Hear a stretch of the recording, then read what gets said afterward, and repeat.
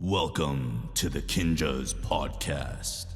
Here we will discuss dance, life, and whatever the we want.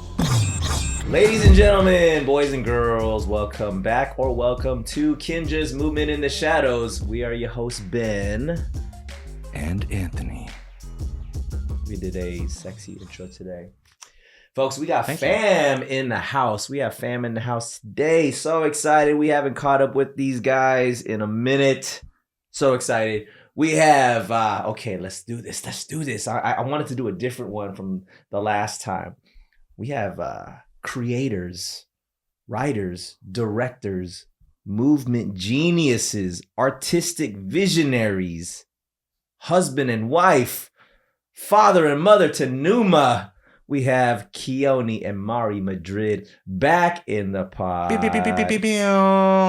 Very safe guns. This is the second time we've had you guys together. Yeah. We've had you guys separately. We had Keone right after you got COVID. You know, it's funny. Or it's not funny. You were actually the first person that I knew that got COVID. I'm happy to have paved the way for everyone else to get COVID after. And so always so forward thinking. We were on, I think we were doing it on IG Live. This is when I was doing it out of the complex. Everyone was remote. We were all locked down. And so you were giving us your COVID adventures. And then Mari, we also had you on during that weird time period of lockdown separately. But and the first time we had you guys on was when you guys were doing Beyond Babel. Then we did our first remote. You know what's funny? Right. No, because we had our first attempt at the dojo and our audio sucked. Remember that? Yes, because we just didn't know that we needed better cables or something, and then y'all had a whole episode that just got thrown away and had to do a repeat. Yeah, unfortunately, and then they came to San Diego. And then we came down to San Diego, and then they did a show, and then like we were recorded in like one of your guys' like dressing rooms. Yeah. And then it was our first ever remote pod, and but we made it work, and even that audio wasn't that great. Yeah, sorry guys. After all that, we're just not good audio people, but we're glad to have come back here. Well, we just realized like, we should just check our equipment because it's our fault. But how's the equipment doing, Chad? I know, like are we good right now? We got cats that chewed up our cables, and hopefully it's sounding okay. It wouldn't be actually correct if the audio of this podcast wasn't bad as well. So it just has to be consistent. Yeah, even if it sounds good, we'll just delete it afterwards. See what happens. Yeah. Well, no, for real though, guys, thank you so much. It's really just good to see you guys. Yeah. I think while we were catching up upstairs, I think it's all been a while since we've all been in the same spaces. I think the last time we all saw each other was at Ving and Gabri's baby shower. We were just talking about that. You guys are here in LA. You don't live here in LA. You guys are out here doing some cool stuff, which we'll get into. But just want to say it's really good to see you guys. And thank you for being here. And really I wasn't a part of all these failed deleted bad audio podcasts, which makes this a first for me to get down and sit down with y'all, have some good conversation. I feel like since maybe because we haven't sat down for like this type of formal talk and stuff like this type of conversation, there are so many things that are going through my head for the last like maybe 3-4 years now that y'all have accomplished that I've been able to just kind of like be on the sidelines and just kind of like watch from afar. Obviously, a lot of things you've been doing like in New York, you know what I mean? I know that y'all been working on like the Karate Kid musical or like, you know, the Britney Spears stuff, but all from afar and just hearing stories from like Ving or anybody else. And it's just like so much has happened and I haven't been in those earlier podcasts. So where did y'all leave off conversationally? We did the whole origin stuff. We went through the relationship, how dating to marriage to baby and then COVID and then you guys had your audio book that we talked about. Ruth, and then with Mari, we just kind of like went deeper into just like your own personal journey with like writing and your all creative journey. So I think we tapped a lot of the sort of background stuff, but that we can't go back necessarily to that. Have y'all really talked about like all like the Broadway stuff and like no, we didn't get to that stuff. Because I think that's definitely even for me personally just one of the most fascinating and inspirational things, especially coming from like, you know, a similar cut of the dance world and community and seeing the very, very few be able to actually transcend to a whole other echelon and going into like a giant ocean from the small pond of our community and rocking in, like when you talk about like Broadway in New York, that's like the apex of a lot of things, you know. So just this to be able to witness a bit of that, I would love to just hear about that, not only the experience but transitioning as like creators and as artists, because that's the stuff that's like that's the gold right there. That's actually the perfect pickup point, because when you got COVID, you guys left New York because all the news about it was coming out. And then it was like, do we shut down? Do we not shut down? And then it got shut down. And then when I last touched base with you, Keone, you were like, yo, I just got back from New York. And then you guys were working on, you know, your show out there. So I think that's the perfect place. Okay, so New York. Tell us about New York. How it started, how it happened. What were you guys working on? Which show was that one? Was that the Britney? Yeah, so it was right before COVID. We were working on Beyond Babel, and that going off Broadway, and then we were also getting ready to put the Britney Spears musical up in Chicago. And the way that like sort of theater works, if you can kind of compare it to like movies, how you often hear that they screen movies in front of people to get a test audience. Broadway, they'll put the show up in another city before they take it to New York to test it in front of an audience. So Chicago was our base audience. We didn't end up going to Chicago because of COVID, of course, but we ended up going to DC instead. But so that's what we were doing. And I mean, to just kind of take a step back for a second, it's truly been like Mari and I were talking on the drive here. Like, when was the last time we actually talked? Like, we saw each other briefly at Vay and Gabri's baby shower, but everyone was like, it was so much. It was kind of overwhelming that everyone got caught in their like one person conversation for the entire night, because there was literally, you could have sat with one person alone there was that much catching up to do. And so prior to that, which was already almost 6+ months ago, like it was literally since the pandemic that we haven't sat down and talked like this, which is crazy, because, you know, it same time it doesn't feel like that, you know, but you know, things in our personal lives have changed and transitioned, as Anthony alluded to the word transition, and it's just been carried since that pause of the world in 2020 to sort of slowly unpausing to now. And so if you want to pick up, Mari, on that. No, I mean, it's been transition. It's been learning. I mean, specifically theater, it's just learning a whole new community. It's just its own other subculture. And it makes you realize, oh yeah, our little dance community is also a subculture, which, you know, in a larger thing of dance. No, she's just being on brand. She needs bad audio. So you should actually let take her this have bad away. audio, Ben. Okay. Do you want me She to just like wants touch you to the have bad audio. microphone a little bit? You do whatever you want. I mean, we just knock that thing down. You know, it's crazy. I have so many questions and I don't know what they are, because when there's maybe myself, along with I'm sure like some viewers and our fans, it's like you guys, you're just in theater now. How did that, like, I'm like one step, no, you're like, how did that happen? Well, I mean, I think Babel was definitely, well, actually even Ruth was I think a stepping stone to that, because it was trying to take what we do with dance but marry it with a long form narrative. And we've always kind of, I think, gravitated towards narrative, even in what we always do in the dance community, which is these tiny, you get 1 minute to 5 minutes, and that's, you find a way to tell a story. And an 8-minute tech.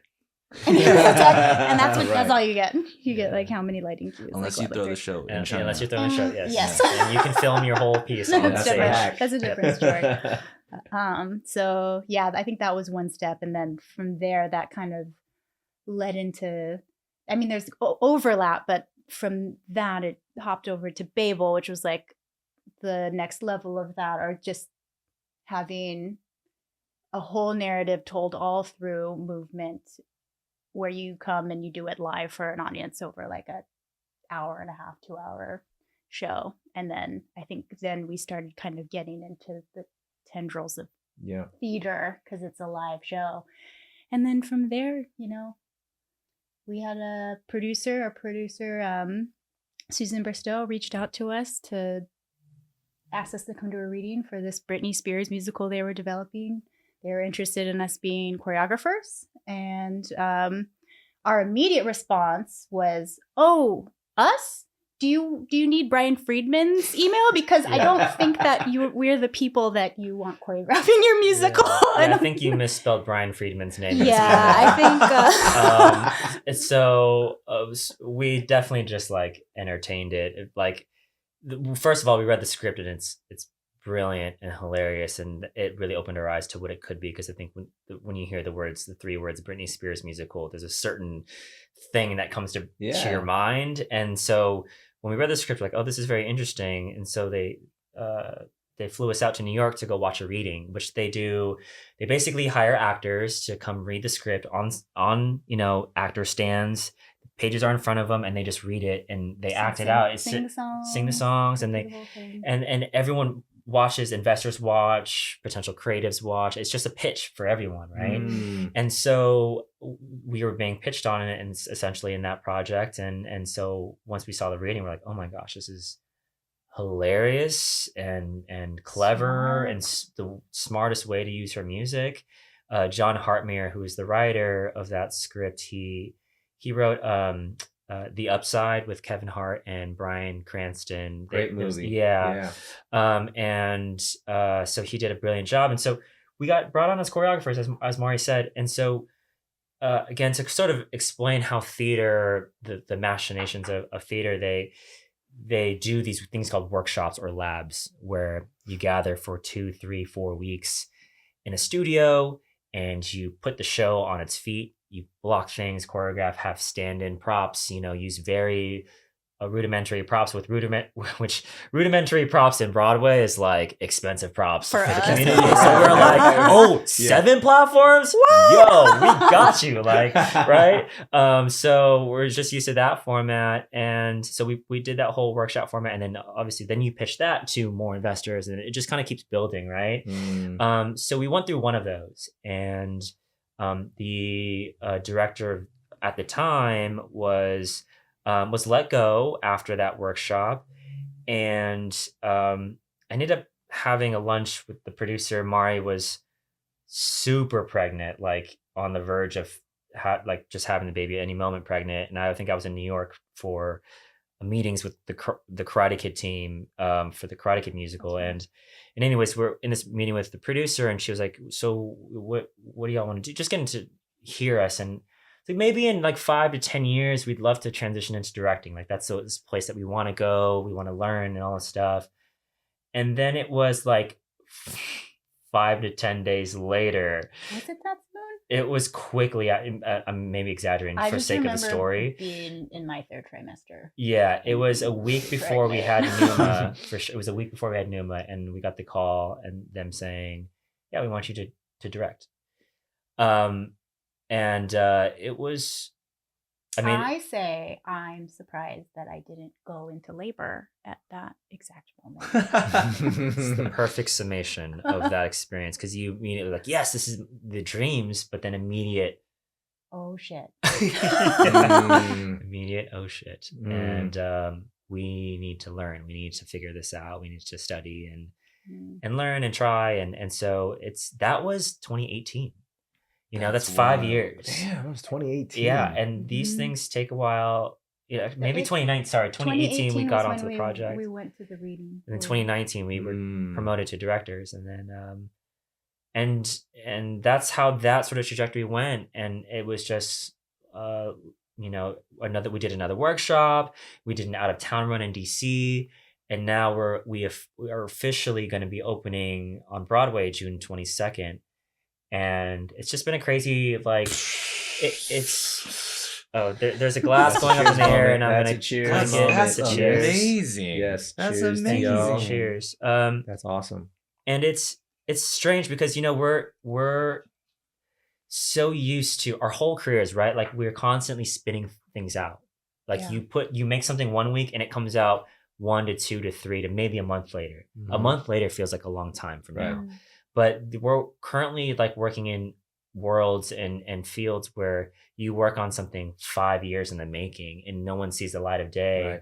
And we've been in development land for 5 years. And it feels like this is 23 might be a year where some of those things are going to start finally coming out, where we can finally start talking about it. And I think that's why, to your point, Anthony, like you don't know anything about it, because like I frankly like haven't talked to anyone about it because we can't talk about it really, and now we can, and we have a full picture of it sort of now. We just get like wind through the grapevine, and every single time like a new development, maybe like, you know, through gossip. I don't know if we're allowed to hear this stuff, but like through gossip, just jaw-dropping information. Like you just breezed over as you're like, you know, talking about this Britney thing. You're like, oh yeah, you know, I was, you know, doing Karate Kid. How did Karate Kid the musical jump in too? Like that's what? Another producer reaching out. That's amazing. All well deserved. I'm not saying this is like mind blowing. You know, so you know, I think like from the outside perspective, it just seemed like the pandemic was y'all guys' time. Like you guys just like did the most. I'm like, we took advantage of everyone shutting down. Well, Keone and Mari are blowing up.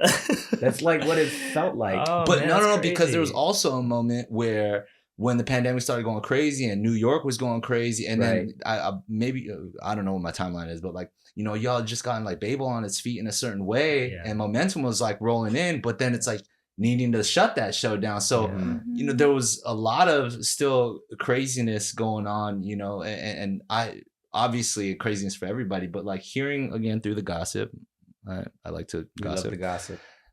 You know, just hearing stuff like that, it's like, oh my God, that's tough. That's got to be like really, really tough. You know what I mean? You were moved over there. Now you're like moving back because of COVID. So, you know, how did you guys still seem to navigate through that and still find and build opportunity for yourselves?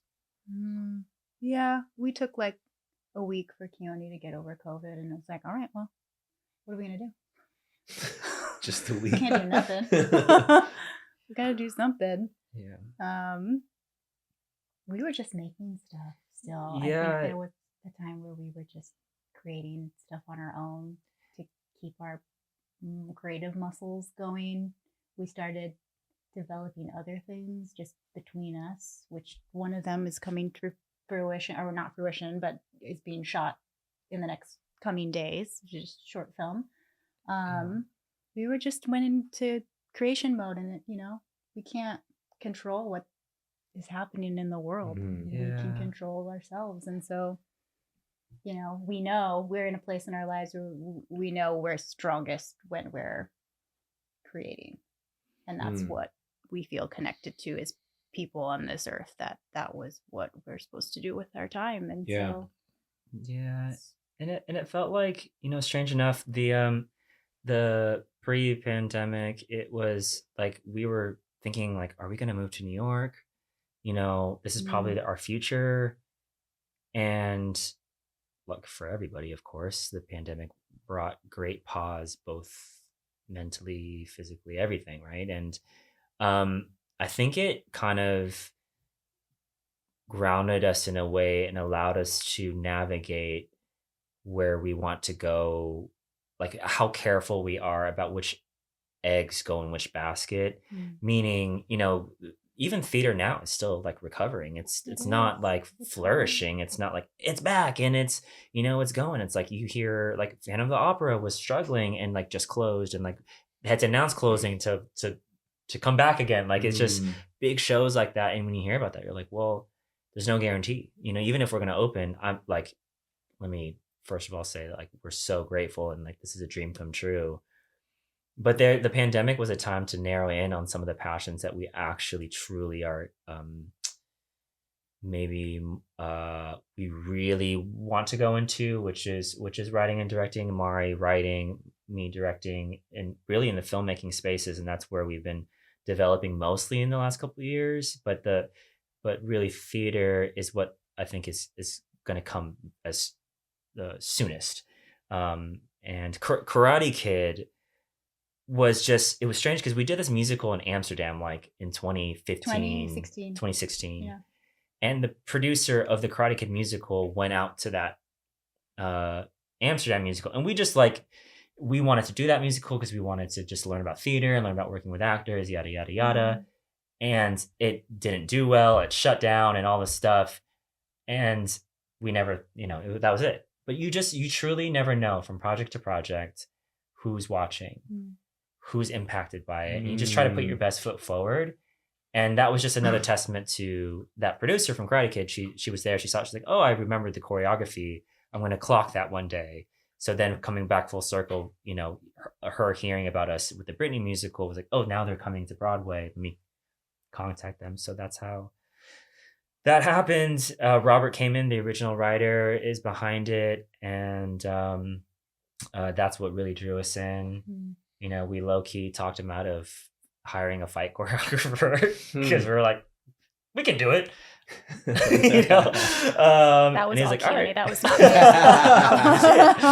So then I signed up for Muay Thai and a lot of martial arts to like really learn and put myself in. But that's also been a blast. Oh my gosh. I remember, and correct me if I'm wrong, Keone, I think during I would say probably 2020 when masterclass was like really a thing. Weren't you taking like some director? Yeah. Right. So did you take that time in like the kind of like the onset of the pandemic, right? When everyone was like locked in, no one knew what was going on. And it's like, we don't know how long this is going to go on for. And, you kind of took it upon yourself to be like, I'm going to learn something. And you took some classes on directing. Can you talk about that a little bit? Yeah. And just also in general, when you get a call to become the directors of the Britney Spears musical and you're like, we have to learn, like, what is that to you? You know what I mean? Yeah. The first thing is working with actors. It's a whole different language of how to communicate. It's actually quite different from working with dancers in terms of dancers are very just specific, tell them where to go, tell them how to execute, and they'll figure it out. The counts, the placement. Whereas actors, it's a canvas. You have to put the canvas in the proper place for them to do the painting, not for you to tell them what the painting is going to look like. And it's a weird, strange way of communicating, but it's actually very exciting and very like, oh wow, like I can put that much faith into an actor, and we have so much respect for actors now. Working with them in theater, and theater is really a crash course on where you work with actors because you have 20 plus actors in a room who are like, why are you having me go stage left? And you're like, when you're used to dancers, you're like, what count? Exactly. Yeah, I'll be there. What count you want on? Yeah, like, all right, what count? Yeah, you're like, you're right. Because so remember when Gretel left the house, and it's literally conversations like that that you have to give. You have to paint the picture, not paint the picture, but you have to offer the canvas for them to finish the picture. And to your question, Ben, it truly, like, it's just listening to any director, because from filmmaking to theater, they're different sort of crafts, and we're very, very fortunate to have this intersectional space between to operate there. But we like invested in camera equipment. This is a big time stupid risk because we don't know where the pandemic's going. So let's try to make use of our time and treat that as a crash course, and learning also about camera language and how to use that with acting and different things. So it's just an investment in learning during that time. Yeah. That's crazy. That's crazy. I mean, talk about making good use of a pandemic lockdown, right? I mean, like taking like a skill that, as you just said, you don't know if this is the smart thing to do because we don't know where the world's going, and putting your money and your time and your investment in things, but then call it serendipity, call it like God's will, like it all worked out to like be conducive to stuff that was like kind of on the horizon for you guys, and for you to be ready for this whole new chapter. Because I think that's also what's really cool. As a friend, but as a fan, I'm also watching your guys' like evolution as creators. From where we all started, where we all come from this dance community. Oh yeah, we're gonna do a show. We got this, vibes coming up. We're trying to put a set together, and I don't think any of us really thought beyond that. we're just like, yeah, putting sets together, get some clout and feel good about dance, and like we're doing our thing. And then, you know, fast forward to present day where you guys are now directing Broadway musicals, directing film. At what point did you guys feel like the ceiling is not just these dance competitions or getting the dance community clout? Not to say there's to diminish that at all. I mean, that's legit our roots, and that's kind of what gave us our drive to even go for more. But at what point for you guys did you feel like, no, there's like, we can do way more with this dance thing? You know what I'm saying? Like, just to kind of make it basic, like this dance thing can go so much beyond the stage, so much beyond videos and concept videos and whatever. And choreographing for artists, and nothing against all this stuff. This stuff's all amazing, of course. Yeah. But then, you know, because when I look at you guys, I'm like, man, what made them feel like they could do this? It's the story thing. It was when we really started leaning into and literally calling ourselves storytellers and just really leaning into that as people. And I think once we started doing that in little ways, we wanted to see if we could do it in bigger ways and in more complex ways. And then you start getting attracted to wanting to use different kinds of paintbrushes. Like an actor is a different paintbrush than a dancer is, and the ways that dance has been used in film and theater has kind of been used in one way or one kind of art form, and there's still so much to explore and discover in those places. Especially, we've seen much more theater in the last few years than our entire lives because we did not grow up watching theater shows. I'm sorry. We did. I'm sorry. We did not. My parents were not paying money. They were not going to pay $100+ for a ticket. They're like, you can go to the movies. You have $5 for your allowance. Theater for the whole month.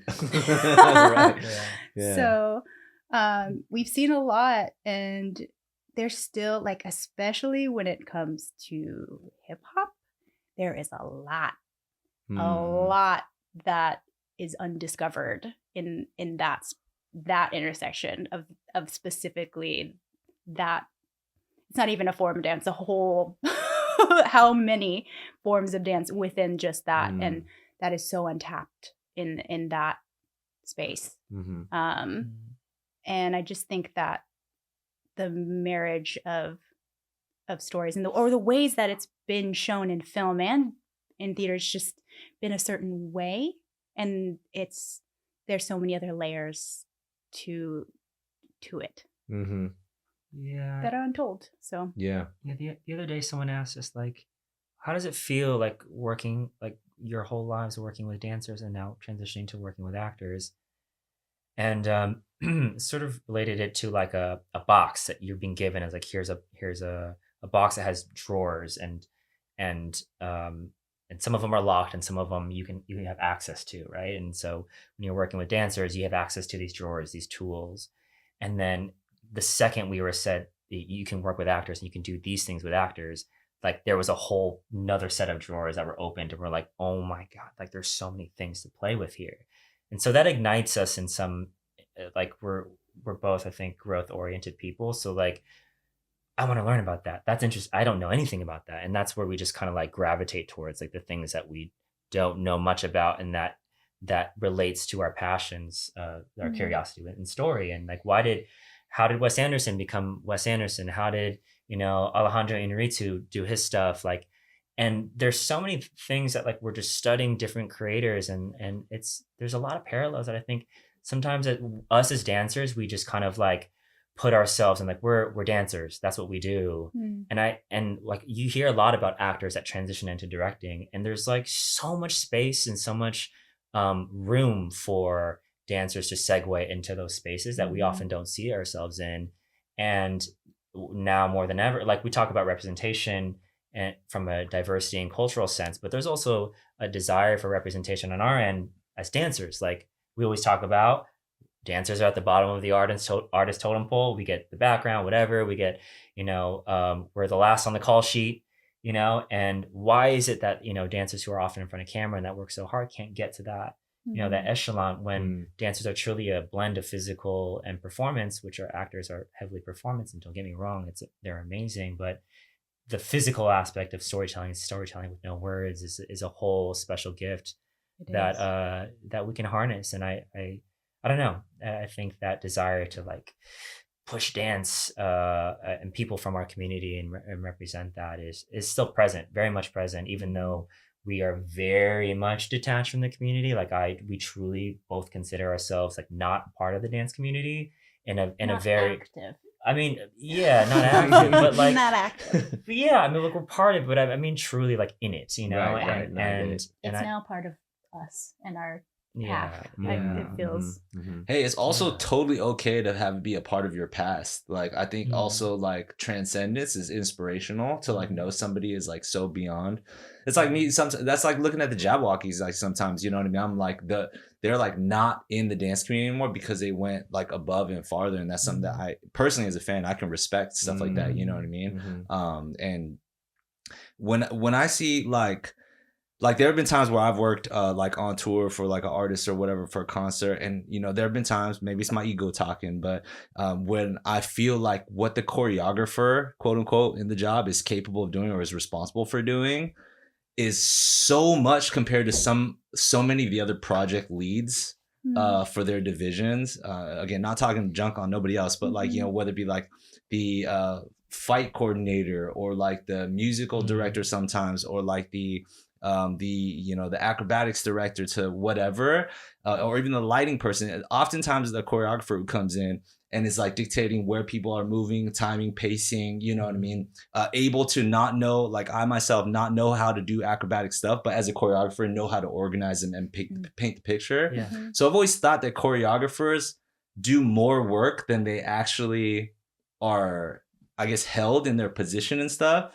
So it makes a lot of sense to see like very, very talented visionary choreographers like yourself, like directing doesn't seem like a big step for you. It seemed like choreographer was a misrepresented label for a little bit because of how far that can actually go, right? You call yourself a choreographer, but you're out here producing films, you're out here making ebooks, you're out here, you know what I mean, bringing like large groups of very, very talented people together and like creating works of art that are like everlasting. I think the choreographer title is sometimes misrepresented, whether they're the person that just puts together combos of moves or like doing so much more is all, you know. And I feel like you two have always been people that do so much more than just choreograph, you know. But that's me. Yeah. Oh, sorry, go ahead, man. No, I mean I wanted to just kind of piggyback that, like the so much more aspect of it. I think, you know, when we look at ourselves as our dancers, we think that we got to stay in that lane, or, you know, that's the bubble that we could do everything in the dance realm, but outside of that, like it's kind of what we're limited to. And I'm not saying everybody thinks that way. I'll just put myself there. Like when I used to think about dance, I'm like, all right, there's like you can get on stage, you can get in video, you can get on a tour, you can book a commercial job. That's kind of it, right?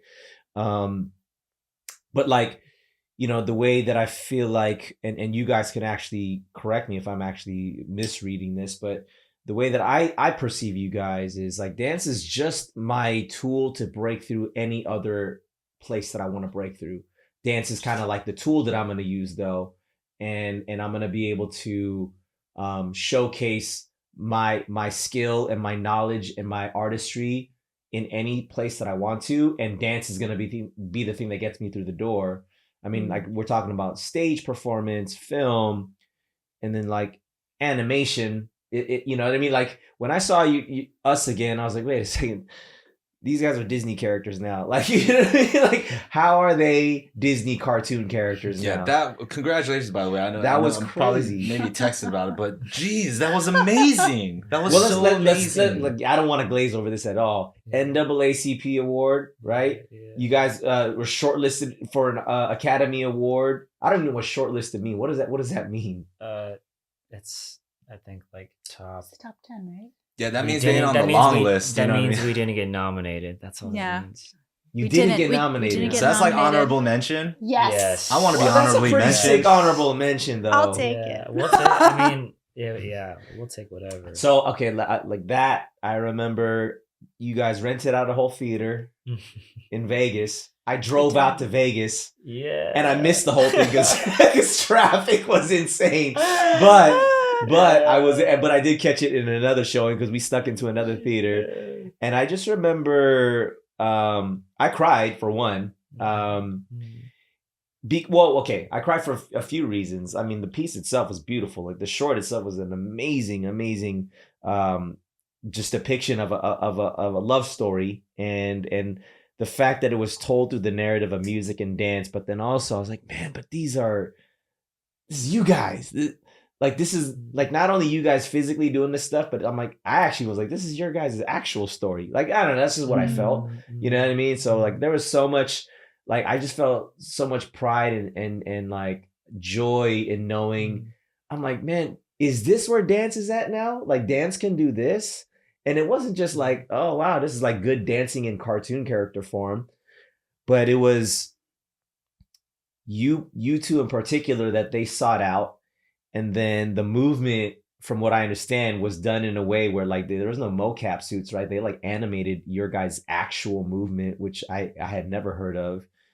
And then the story itself, I'm like, man, I just feel like they literally based this thing off of Keone and Mari. Like they made a story around their relationship and marriage. So in so many ways, I was like, oh my gosh, I don't even know how to like digest this right now.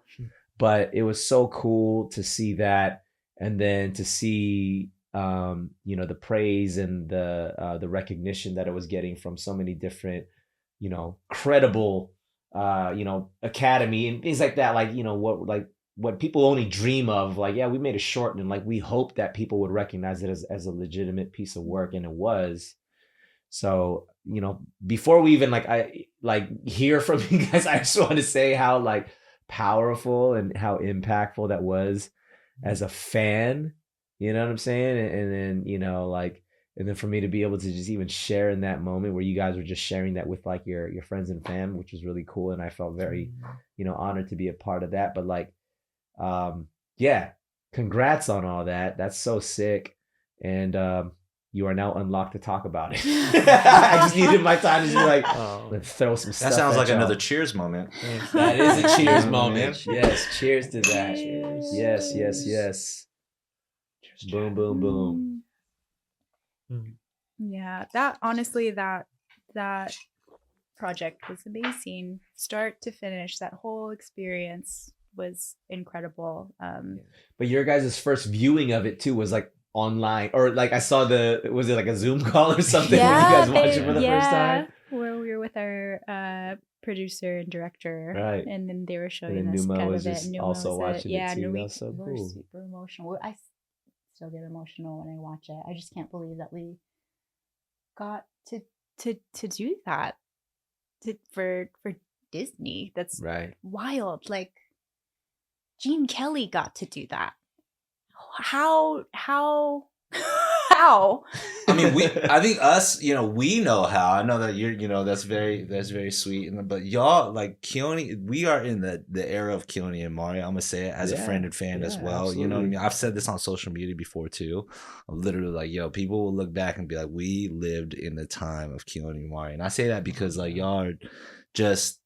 It's a heavy burden almost to like be able to constantly like one up yourselves and like find the next thing, and knowing that you inspire a lot of people, and a lot of people like follow, lead by example, whatever it is that pushes them to be inspired by your craft, and then to constantly just come out the next. Every project y'all do, the next one is always just another like slap in the face of awesome. It's so cool. Like all the way to even the short, was it Lolo? Oh yeah. You know what I mean? And it's just being like, y'all had time to do that too.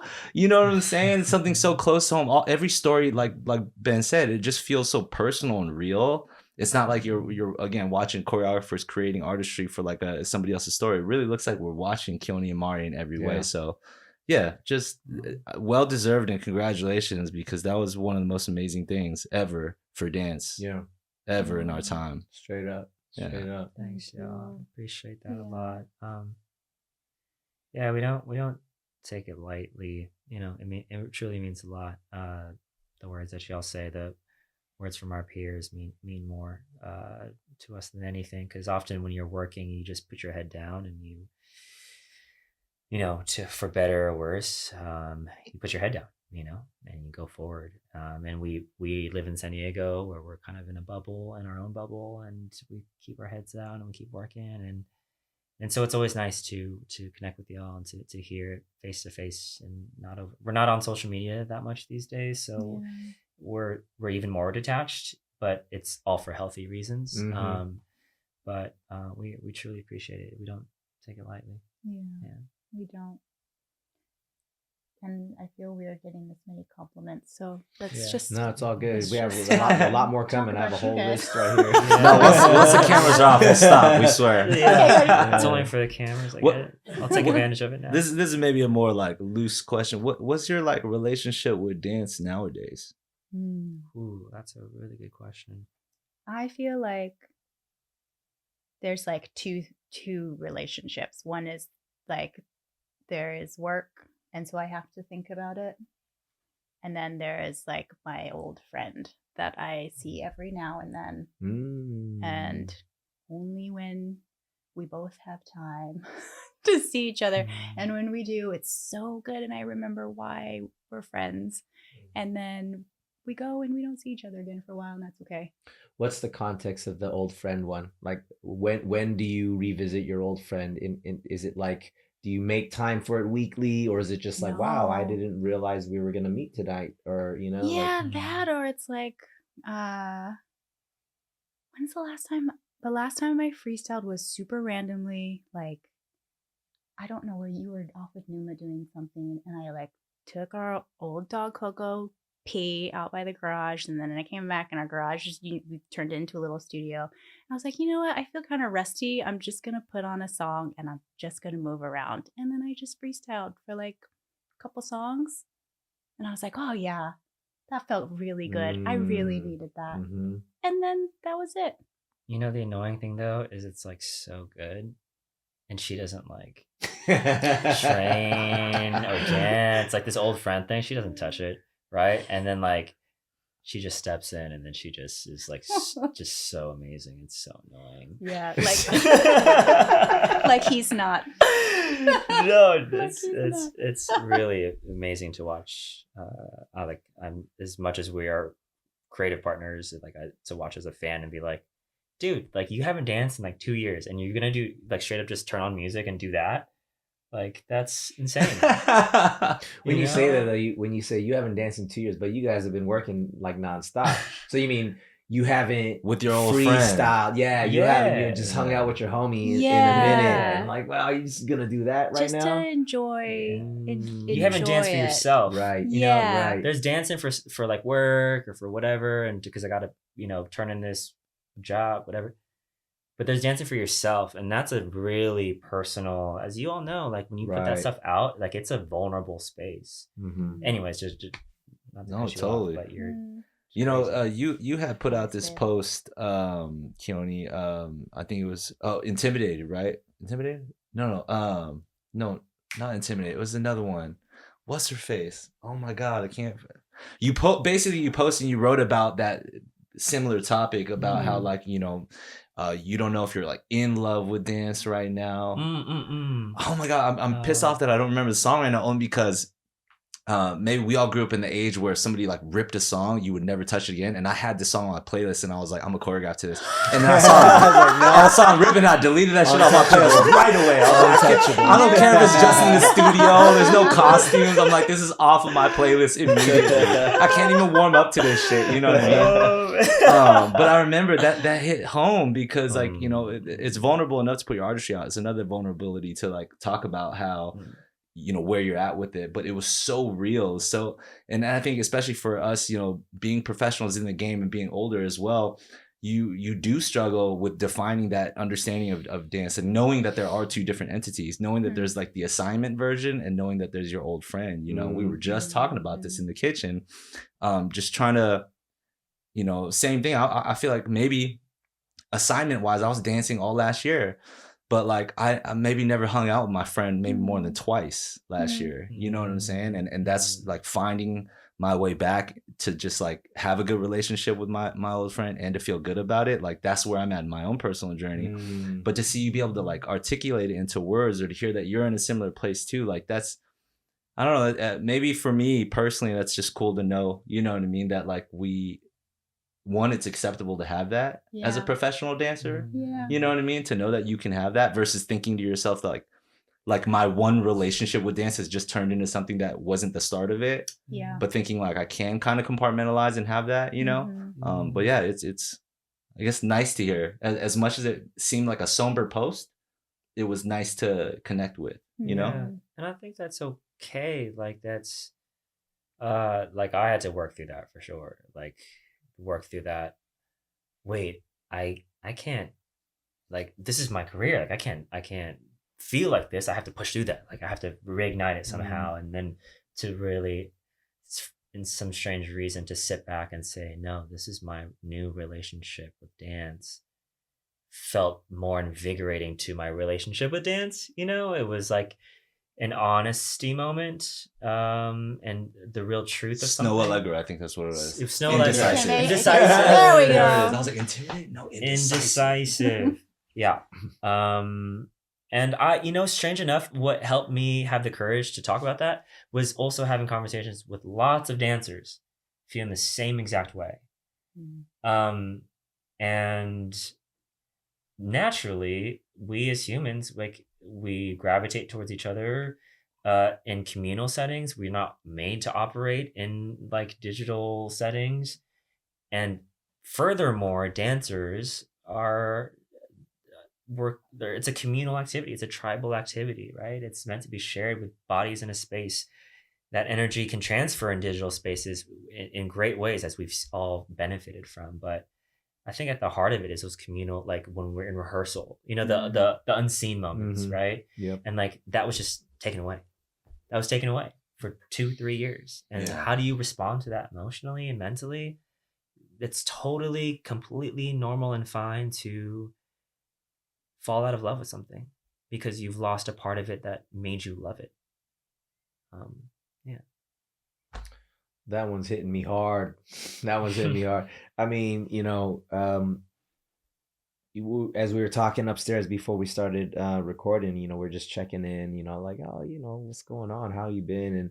And honestly, like, this is why I love doing the podcast, especially with like, you know, family and homies and stuff, because we get to really just find the reason to kind of reconnect and stuff like that. And you know, even like as we were talking upstairs, like, yeah, like how am I doing? You know, sometimes we don't really take the time to even do that sort of a self-check, like that, you know, inventory of like, actually, how am I doing? You know, and speaking of evolving, and as we get older, things change, you know what I mean? Like the things that we're interested in change, relationships change, and all of that. We change, yeah. And our relationship with our passions change, you know what I mean? Like some of them just completely leave us, or some of them just are there, but they're not what it once was, but it's now this new thing. And I think, you know, I'll just speak personally. Sometimes the new things can be scary because you're like, oh, like it's never been this. It's always been this. You know, when it comes to the thing, like let's just talk about dance, right? Because we're all in this room because I feel like dance is kind of what connects us, and that's why we're all kind of friends and all of that, and that's the community that we all kind of have grown up in. But like, there's almost this fear of feeling that the thing that you were once like, this is all I care about, is not that anymore, right? Like when we're like, no, I actually care about other stuff, you know? I still love the thing. It's still there. It's still what, you know, kind of keeps me, you know, creative and all of that. But like, it may not be this like, oh, I want to, you know, perform, I want to teach, I want to choreograph, I want to, like, you know, maybe it's just like, I just want to just freestyle, or I just want to, you know, this or that. And I think that's what I've learned to embrace as like, that's okay. You know what I mean? We don't need to have this like what once was your, thing that drew you to your passion has to be it to the day you die. And I think that's like the natural evolution of us as humans and as, just people, artists, whatever you want to call it. And like, from how I see you guys evolving, and of course we're like, oh yeah, it's Keone and Mari, they're our guests, so we got to praise them and give them all their props and all that. It's scripted. It's all scripted. I have it right here. Look, see my notes. but I also know you guys, I think, well enough to know that, and that's why I love just connecting with y'all, because when it's the look in your eyes when I talk to you that you really just want to talk. You really just want to catch up, and you really just want to be like, yeah, it's been a tough year. You know what I mean? The Keone and I were talking about therapy upstairs. You know what I mean? Like we're talking about some real stuff because we have this human experience that is not always on the up and up, and it has these ups and downs and ebbs and flows and things like that. And what I've always, I'm curious because as friends now, like it's of course you're always going to get the support from your friend circle and the larger dance community, and we've all been through a very tough time. The pandemic already was a tough time. We all know we lost our good friend Twitch, very recently. So there's a lot of just like kind of just heavy, real energy here. And outside of even all that stuff, like we just have our own human experience where we struggle with our, own personal mental health, our relational health and things like that. And I think, and feel free to speak on it as much or as little as y'all want, but like, people, it's Keone and Mari. It's Keone and Mari. It's this. It comes as like this coupled brand almost, right? And I feel like that also could come with a lot of pressure, right? Or that could come with the like, oh man, we gotta just uphold this thing, this like Keone and Mari brand, and we gotta continue to kill it and do it all in the name of dance and look positive and show that we have it all together. But I think I know both of y'all pretty well enough to know that like things aren't always easy, and you guys have your own together struggles as well as personal individual struggles. How has that been for you guys, especially with like, because I can imagine with all the like dope stuff and all the like highs, like it gets hard and it gets it gets like, whoa, a little overwhelming, like how has that been for y'all? Yeah, all of that.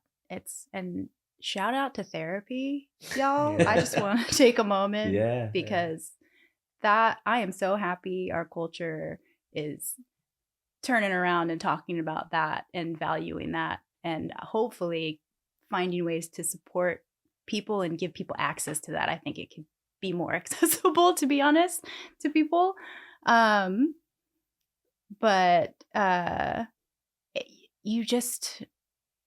there's times where you're so overwhelmed, and there's times where like we'll feel disconnected from each other, and we have to like find each other again, which I think happens in any marriage, whether or not you work together. We'll be together like we could be working together, long 12-14 hour days, and we feel more disconnected from each other than if we were just spending 2 hours a day with each other, but we always find our way back. It's part of it. It's part of the thing. Part of the gig. It is part of the gig, and it's part of working together. Sometimes like you just need to get it done. And whatever you're going through personally, you have to compartmentalize it and to get the job done. And it does take a toll. And I think that for me personally, I've worked through a lot of things and still working through a lot of things, but therapy has been incredibly important to understanding myself better, understanding why I have the reactions and behaviors that I have, understanding things that have happened to me in the past, and being able to understand how that's connected to the behaviors and the reactions I have as a human being, and then most importantly, how to manage myself in those moments. So I have ways to navigate when I'm in a moment that's really hard, where I might feel like this is too, like, I can't deal with this, but how can I calm myself down and come back to earth a bit and come recenter? And, you know, I think having a child is really, that is just the moment that it's like you either take care of yourself or you are going to bring that onto them. You're going to pass that along to them. And I think all of us, you know, our parents are humans. They've passed things to us, and we they got that from our grandparents, and it just goes down the line. And you know, when you become a parent, you really have to take a moment, especially when they're little and you're looking at that little being, be like, you know, what I'm gonna teach you about the world is from the way that I act. It's not going to be the things I tell you to do or not do. It's all going to be based on how you are watching me interact with other people and interact with the world. That's the first teacher that you're going to have. So how important it is it for me to understand that about myself and to take the time and energy to take care of myself and do what I need to do. And that goes out to that kind of is with Numa, that's with Keone and I. But that's been a really, really, really important, never-ending journey. Yeah. Two questions. One, is it like therapy sessions as individuals, or are you doing like therapy sessions together? Individuals. Yeah. And then the second part, like, what prompted y'all to like be like, hey, we should go to therapy? Oh, well, I've had a few bouts throughout my life. I think I've spoken openly about this, but I have depression. I've been clinically diagnosed with depression and anxiety and PTSD. And, you know, it's so weird to have like a clinical label on something, but it's just a thing that has always been around in my life. And there are hard times and there are hard situations, especially anxiety, like having to be, honestly, for me, like being put in a director position, that married with anxiety. Oh, that's fun. That's real fun, I tell you. You get confronted. You have to confront yourself very often. Can I ask a question about that? You say you're clinically diagnosed with depression, anxiety, things like that. And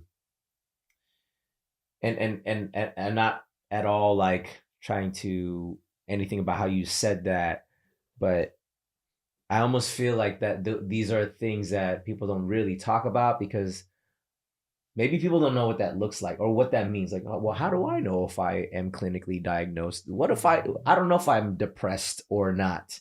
How did you, for yourself, even get to a place where you felt like you wanted to figure that out, or you wanted to find out like, hey, do I have something that, you know, I have no control over? And I'm speaking out of just straight up like ignorance here, like, because I don't know, you know what I mean? Like, this is not something that I come into contact with very often. I think, especially in this time and climate, you know, I think more of these conversations probably should be had to dissect those things, not just say it, oh yeah, I'm clinically diagnosed and that's why therapy helps. It's like, whoa, what does that mean? Yeah. Like, because I don't know if I have, how do I know if I have that or if I struggle with that, you know? And could you kind of expand on that a little bit more, like your journey and even kind of like, hey, do I have something, is there a condition that I have where I'm a little bit more prone to be this way versus that chemically or whatever that may be? Yeah, I don't know. For me, for my personal journey, is that there's so many people go through all different journeys with, and even just saying depression, that's a whole span of different ways that people experience that. It's just shown up at different times in my life. When I was a teenager, I think that's very common. I struggle with self-harm. I know a lot of teenagers go through that. You know, I had a hard year maybe in high school where I was getting in trouble a lot. I was acting out. And then actually, it was when dance came into my life that I started coming out of that and felt like a something deep in my identity kind of feel like, oh, this feels right. Like something in my soul like feels like I want to, this is part of who I am that I finally connected to, that I never felt a connection like that before. And then it's, you know, it's come back. We had a really hard time when we were married around 4 years. A really tough. It's honestly, being on these big jobs is usually when it's the hardest for us, because we have to give all of our energy to our job and not each other. And I disappeared into a hole, and Keone was trying to help me. I didn't know what to do. I didn't know what to do. I didn't know how to. Is it me? What can I do? I'm a fixer by nature, and I learned that from, I think, my parents and grandparents and Asian immigrant experience, and to fix things, to solve them. And I realized that like that just would exacerbate things when I would try to do that. We learned a lot from that. You know, that there's this quote from a book that you would always talk about, Mari, which was the quote in the book said, usually people in life go through 3 different marriages. Whether or not that's with the same person is the choice. You can be in 3 marriages with the same person. And like Mari and I, we always talk about, like, we're in our 2nd marriage. Our first marriage ended in 2016, which was 4 years after we got married. And I mean that not literally, like we didn't get a divorce or nothing, but it felt like we absolutely reset. And it was to watch her go through that, like as a person, to learn about how to like use tone and like how to be sensitive to someone's emotions and triggers and all those words that I wasn't familiar with. I didn't know traumas and things like that. I wasn't familiar with it at all. And I was just so grateful to Mari to opening that up to me, so I could learn, and being patient with me so I could learn and be better from it. And for her to speak outwardly about it, I think like caused a lot of comfort to people who were maybe going through that at a time where it wasn't a topic of conversation. And yeah, I mean, and I look back at her experience and now like looking at some of my experiences, I was able, based on watching her go through it, I was able to, you know, make a better decision about how to handle my own anxieties. So, you know, it's it's a courageous thing to do, to be as vulnerable as she was. And it's hard. It's hard. Like anyone who knows, who's been married, knows it doesn't simplify things. It actually complicates things much more. To share a life with someone, and just complicates it. What are those 3 phases? You said you felt like your first quote unquote marriage, and in 2016 you're in your 2nd phase. What are those 1, 2, 3 phases like? Is it like the honeymoon phase, and then like the? No, it was just we reached a breaking point. Yeah, as a couple, and it was a point of like either we reset and we keep going, or this doesn't work out, or this is it, or it's over. Yeah, a real coming to grips with a true rock bottom. You know. Do you guys do things very like consciously separately and kind of do your self-care thing, and so that like you in and of yourself, Mari and Keone, like y'all are good individually so that you guys can come together like healthy? Yes. That's super important. Actually, it's like on the calendar, it's like I'm like pulling it up right now. It's like, I mean, our calendar is different this week, but usually it's like Mari morning, like today, Mari morning with Numa. And tonight it's supposed to be Keone, Numa bedtime. And then the next day is Keone, Numa morning. You know, like our individual times. And like she goes individual times. That makes so much sense now. Oh my gosh. Everything's organized. Yeah. We start and finish our days as individuals. And I think that's worked out for us really well. And we created boundaries where like, hey, I'm like I understand that we're busy and we want to talk about work, but I actually can't right now. I need that space. I need a mental break. Or hey, like I can't be on social media, so like can you just not include me in anything? You know, like I just need to take a break from that. Or hey, I you know, can I just have a day with Numa? Like I feel like I'm detached from being a father. Can I have that?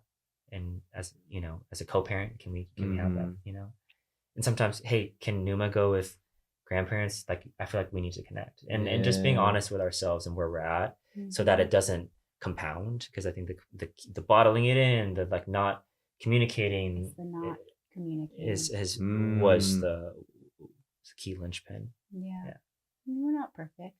No, we're still figuring it out. We still much better tense moments, but we're much better at navigating and just being honest with each other. And then also, for me personally, I'm much better at being able to calm myself down and not spiral out of control. Because before I just spiral really easily. But yeah.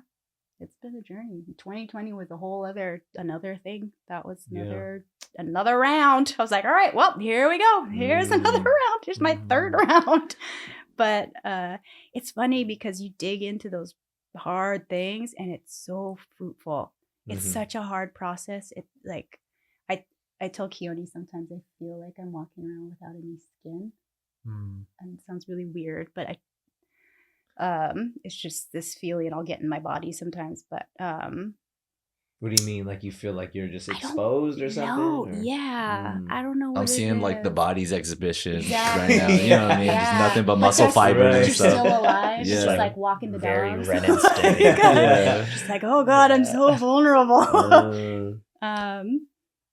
But yeah.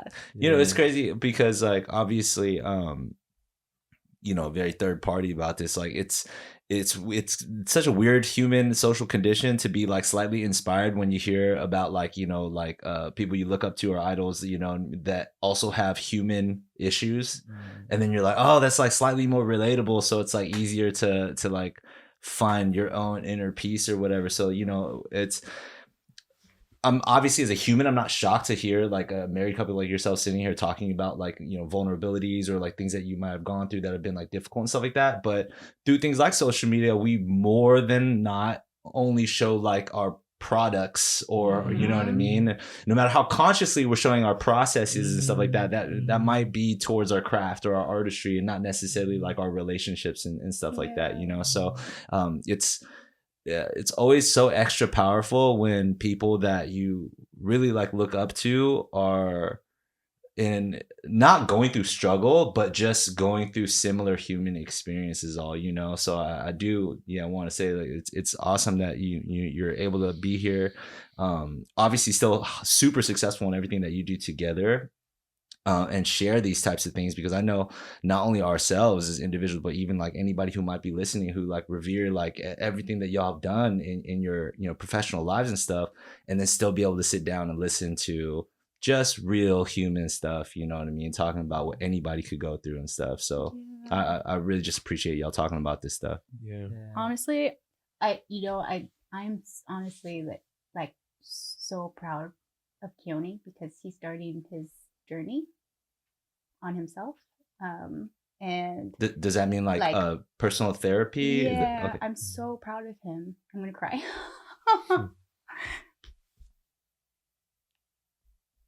I'm proud of you too, Keone. Shut up, Anthony. Okay, sorry, I'll shut up now. I'm so proud of you. Thank you. It's a hard road, and I'm also so excited to see the fruits of what will come, because you're already such an amazing person. So thanks. So you're not even Super Saiyan Keone yet. So I'm on an emotional, spiritual level Super Saiyan Keone. I don't even know what I'm doing. Transcend into another dimension. No, but I'm comfortable talking about this because I've been through this process many times over. It's and probably will continue. Hopefully I figure myself out by the time my life is over, but we'll see. Yeah, my I actually like felt like just as we were talking, I was like, man, like in my mind about like, should I share when I'm, because it's still so fresh. But I think I can share one part of it that I feel comfortable talking about, and it's worth talking about, which is often these things sort of rear itself where you like hit a bottom, like things are taken away from you, and you're questioning who you are as a person. But mine actually came in the middle of a dream job. I felt really, really depressed. And so if anyone might experience or relate to that it doesn't come when you've lost everything, or when you're not who you think you are. Like it actually sometimes rears itself in like in those hidden times, where that it's not often talked about, where, Ben, you brought it up earlier of our dear friend Twitch, and just hearing about all that, it was a really obviously emotional time for all of us, but it was an inward look, I think, for a lot of us too. And I just think back to that moment where I'm doing what I love, I'm doing a dream job, I have everything I could ask for, I have my wife and my daughter with me. Why am I depressed? And it was like even more depressing that I was depressed, and I just didn't know how to navigate it all. And I just had to push through the job. Came home, even talked to Mari like about seeking therapy, and then like brushed it off, and like, oh, I can't find the right therapist. Like I was telling Ben upstairs, like making excuses, right? And just everything that happened recently with our friend, it's just I can't I don't know. Well, obviously we all don't know what happened there, but if there's anything I can do to like look to learn, or to look inward, and to I don't know, like see anyone who's going through anything, and if they quote unquote look like they're at the top of their game, or they quote unquote look like they're happier than ever, that sometimes they're, those are the people who are going through it the most. And I related to that, and so that was sort of my journey, and I'm going through it. I'm at the beginning of it, and I'm learning so much, and I'm inspired by people like Mari who have gone through it and are experienced and are outward and open and courageous to share and talk about it. And I'm still learning, and I'm still going through it and unpacking everything. I mean, as we were talking upstairs, I mean, I had no idea where our conversations were going to go today. I just knew it was going to go where it's supposed to go. And man, the whole Twitch thing, I don't know. I don't think we're ever going to really stop talking about it, because I think that's going to be the one thing that really hits our community forever, kind of. Man, like, it's just important to just have a space where you can talk to your people, your trusted friends, the people that are close to you and all that. And then I mean, I'm a big proponent of therapy. I've been, like we were saying, like probably 3 months in now too, so it's been super helpful for me. But just being able to process something in a way where you just got to trust that there are things out there for a reason. Therapy's out there for a reason. It's like, oh, why do I need to pay someone to talk to? I could do that for free to my friends. It's like, no, there's a reason why that's out there, So, I mean, dude, I'm so happy to hear about, where you're at, just to get healthy for yourself. And, and again, just to go back, because we recognize who our audience is, right? Who's listening and is watching. There might be fans, right? Fans of Keone and Mari, fans of Kinjaz, and or dance fans, or people who are just like, oh man, like how are they doing it, man? How are they killing it? But I think it's really important for these very real stories, for those people that like are being looked up to be able to say like, man, it's hard, and I don't have every day as my best day ever, and then you say you're working on your dream job, and like, man, I'm depressed. And then, because very transparent. Like, man, we all looked at Twitch. It's like, man, dude, he was the one that made it. Out of all of us, he was the one that made it. He had it all, right? We want to put these like statements out. They had it all going for them. Like what could it have been for that person who had it all to go there? You just don't know, because those things don't make you happy at the end. I mean, we hear it all the time, right? The accolades, the credits, the followers, the money, the whatever. That doesn't give you the sense of like, I need to keep living. And that goes way deeper. And we don't need to go into that, whether that's faith or whatever it is, family. But everybody's got to find that other thing that goes way beyond the glitz and the glamour and the front facing stuff. And like, this is why I'm so thankful that you guys are here, because I mean, not to put any more added pressure on y'all, but like real talk, I'm like, you guys are another one of those people in my eyes. You know what I mean? Like, just straight up, just being like very transparent. Like, man, like oh, there's like Twitch and Allison, and oh, there's Keone and Mari. Like, it's to me, it's kind of in the same space, and not to put anything on that, but it's just what it looks like. It looks the same, but then, that's why I'm so thankful that y'all are here to even be willing to really go that deep and really be that honest about your personal journeys and things like that, because I think that's the real stuff that I wish there were more opportunities for people to see, just the rawness and what's real. Because at the end of the day, dude, we're all human. We all share that same human nature. It doesn't matter what we're doing outside of that. Like, really, we're all human to the core. So that, I don't know, I just want to thank you guys for just being willing to just be down in that way. Of course. I think it's important that, absolutely, if you're in a place to be healed enough to talk about things and normalize, that's how you normalize things and give people space to be human, and to not, you can already be in situations where you already feel pressure on you, to not add a whole other layer of unnecessary pressure. And I think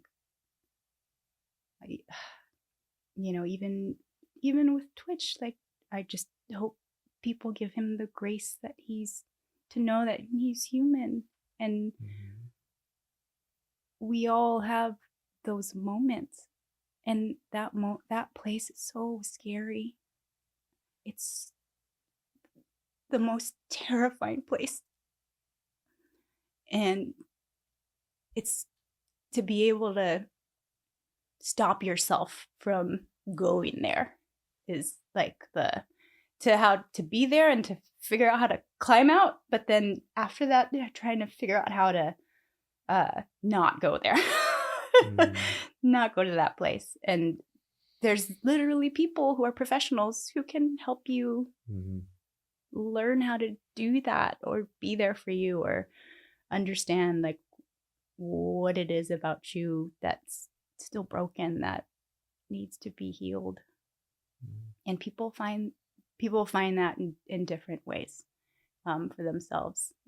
People find it through faith.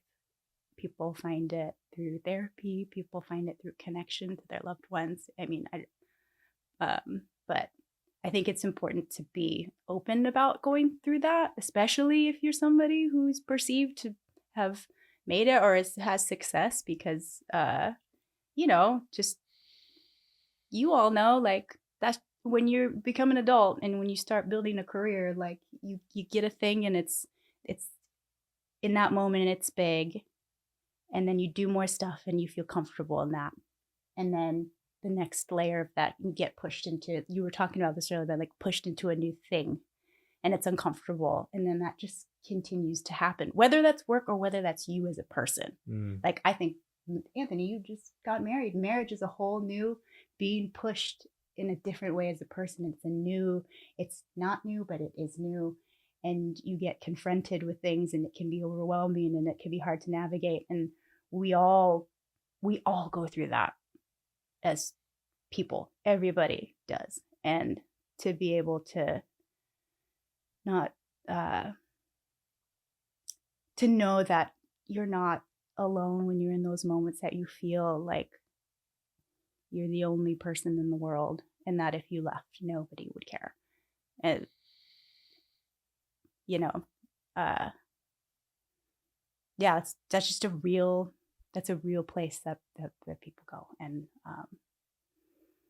but I think there are ways to try to get out if you can, but I don't know. But I don't know.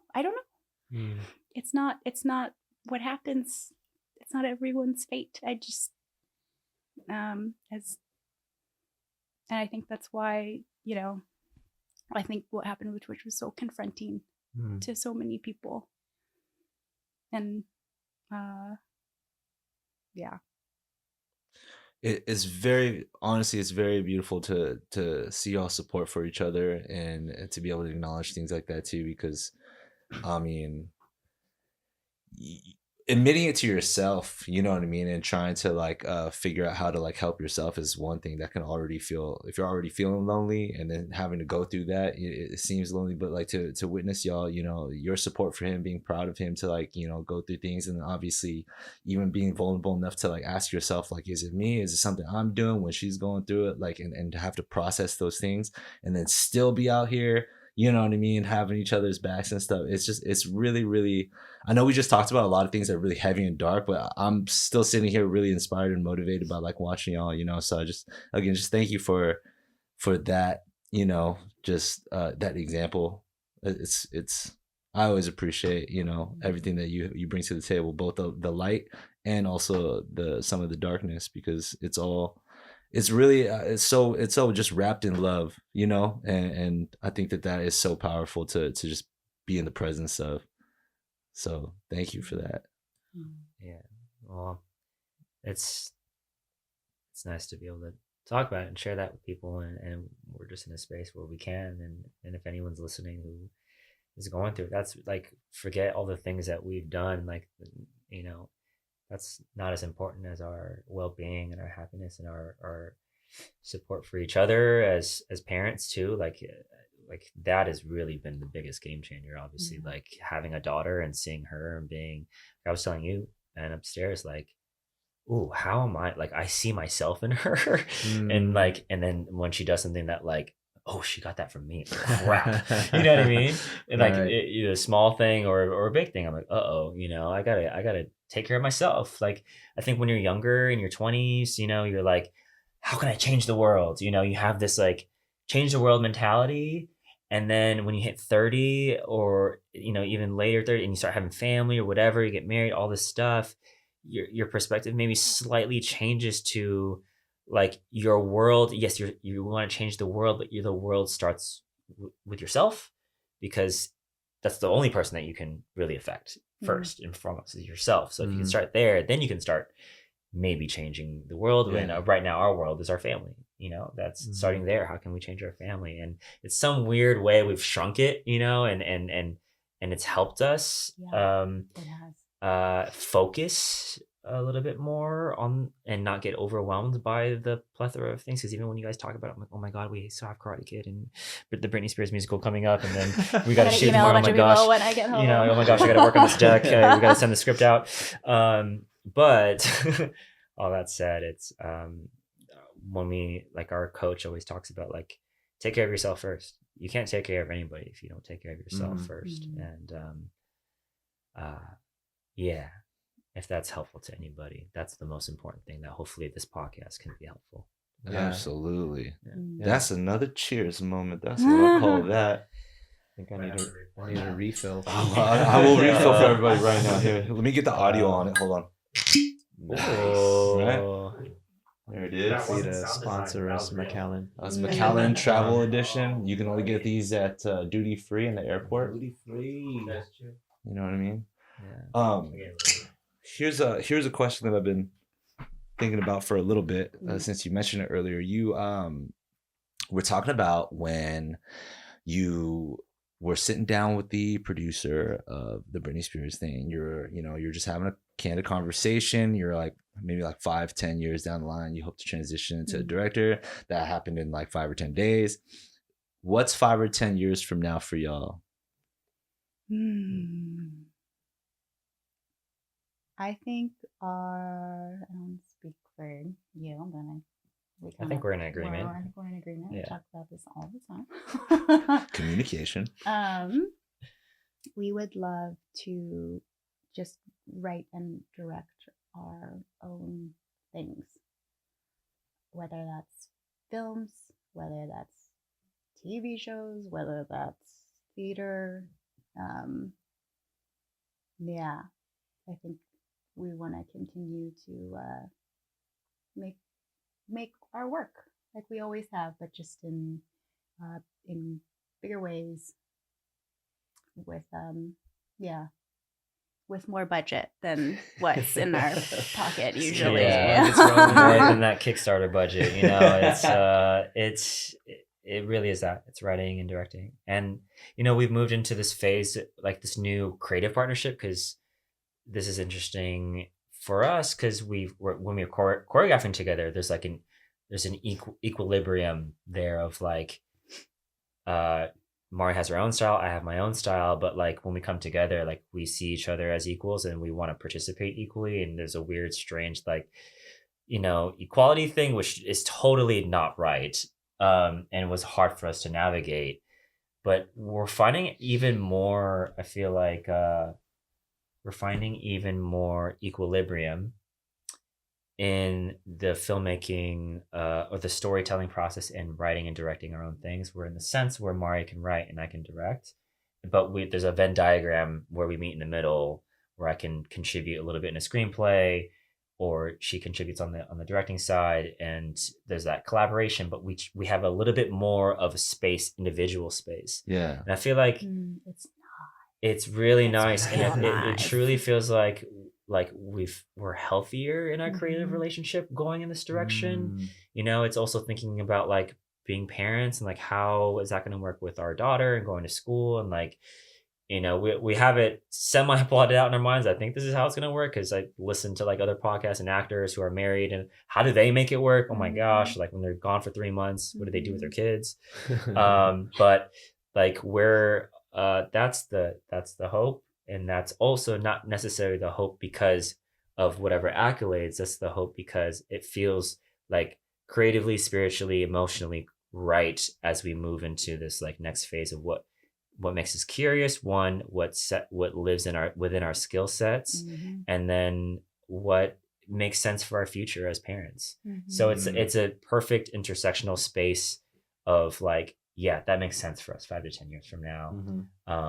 And even if it's an indie film, whatever it is, like I think that's where we want to go, because the choreographing has been great. I think we've exercised our bones there, and I don't know how much, like maybe it'll come back in a resurgence a year from now or whatever, a month from now, but that's a set of like muscle that we can both, it seems like we can kind of like conjure up in a short amount of time, versus like writing and directing is so new, so we put more energy into growing in that space. So yeah, it's so helpful. It just feels like we have a little more space to embrace ourselves as individuals, where I think something one of you touched on it, I think it was Nguyen, about just being Keone and Mari and being connected in this thing that just morphed over time, which I've loved. I love you, and you're my best friend, and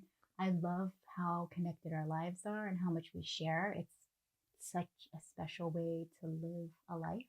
I love that. But it's nice that we don't have to sit there in these weird positions like 7 hours a day. Like, you move your finger here. Those dues are paid. I'll move my knee down. And I'm trying to live off those royalties. It's nice to go back and forth and have creative, like totally different creative discussions with each other that are just in a new space and not as physically tiring. I love that. That's amazing. I really do. I love that. You know what I mean? Especially in just our age. You know what I mean? Like, I think even personally, just always thinking about the next evolution of yourself. You know what I mean? Seeing where things are meant to go, I think there's also, especially in these times too, these last couple of years, trying to have both like just that loose grip on the steering wheel, you know what I mean, and know that you're doing everything that you can to do what you love and to live a life that you feel is just worth it, but at the same time, like, be okay with like the way that the waves are just kind of crashing and just riding those waves and how it is and stuff. But you know, to hear y'all talk about things like, you know, how you work choreographically and how you work together, which to many of us, especially in our, you know, again, very, very small bubble community, that's like already like among the highest levels of what people are doing with the craft and everything like that.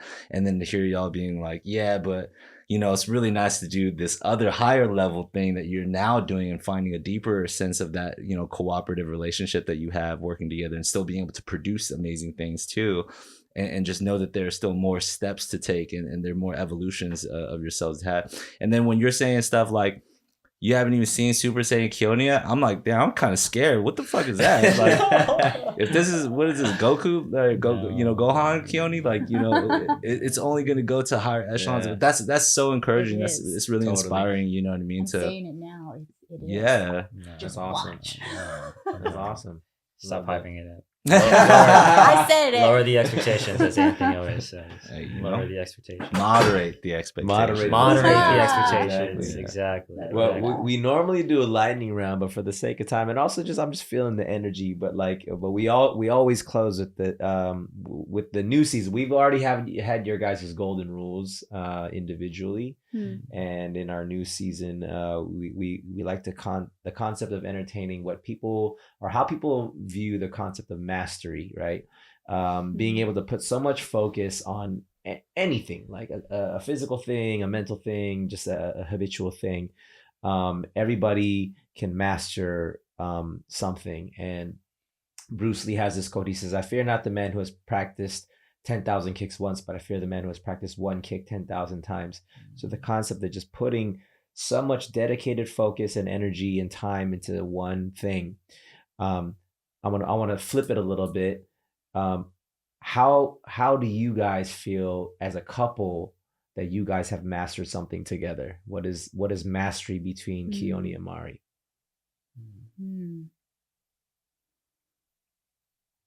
I think what we're working towards still, and I think we're still on our journey, is just a mastery of collaboration and what that means on every level of life. Dude, that's a good word for y'all. That's a good answer. Yes. Yeah. That was the immediate head nod, like, yeah. You guys are correct. You guys got it right. But I mean, Keone, if you want to add anything no, to it? that it's... You want to top that really, really good answer. I cannot top it at all. It's such a word, collaboration, that's just kind of thrown around, right? And to master the essence of it, to truly, like, what it means to collaborate with someone means not to meet in the middle, but to meet each other at the top. You know, it's to like not sacrifice your ideas for the betterment of someone else's being, but it's to work together to find a better version than your own idea. And I think that idea of collaboration is like so interesting as we move into these new spaces, which is more prevalent than ever, because being a quote unquote director, yes, it's you make the decisions, but I've heard someone talk about how a director is more like a selector. What they do is they select the collaborators who are best fit for the project, whether it's casting the actors, bringing together the creative team, and that's where the process begins and ends. And if you select the right people to collaborate with, then the project usually will succeed based on, you know, the recipe that you conjure up, right? And so that word collaboration is so much more prevalent to us today than ever. And it feels like we've always known that word, but it's like a new word that it has like an evolved like you know, I don't know, it's like Charmander to Charizard, right? It's like an evolved version. That's such a nerdy reference. I love it. And it's fun, and to think of collaboration not just in a work sense, because that often that word is lumped with work. To put that collaboration into personal matters is also a very, very even more difficult thing than work. Yeah. Here I was sitting, I was like, dude, that was a great answer, Mari. Like Keone's gonna say anything that's gonna top that. I'm like, oh wow, that was really good too. That was meeting right at the top. That was meeting at the top right there. That right there was a collaboration right there. We saw mastery in progress. So good. That was good. Oh man. I mean, dude, I don't know. We love you guys. Love you guys too. I mean, straight up, like friends, peers, fans, family. Like I think we just all those words just like come to mind, and man, it's just so cool to witness what you guys are doing, and to know that it comes from such a real place. It comes from such a pure place. It comes from such a like, I mean, just permission to just keep gassing you guys up, a genius place. And that and like we all kind of come from the same ish place, you know, and so it gives hope.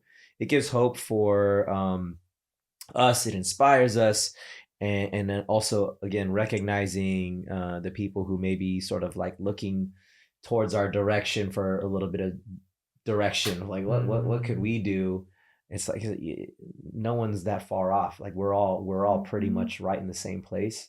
And I think I'm always reminded of that every time we get to connect, and like the caliber of what you guys are doing is, it can be looked at as like, wow, that's like way over there, but it's like it's actually not that way over there, because we're all still so connected in this big space in such a close way. So for our listeners or our watchers, I think it's our viewers. I mean, it's so cool to be able to see the real, the human side.